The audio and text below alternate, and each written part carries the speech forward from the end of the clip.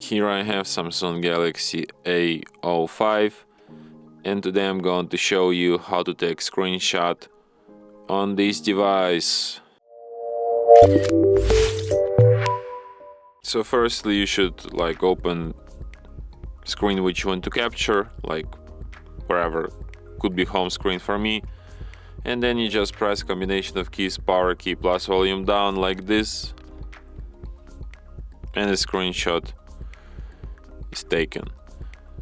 Let's take another one, power key, volume down, and that's how I can do it. So one last time, volume down button, power key button, and we got these screenshots. You can find them in gallery in the special album called Screenshots. And from here you can favorite, edit, see details, change effects, share or delete your screenshots, or perform other actions from this list. So yeah, and that's it. Thanks for watching.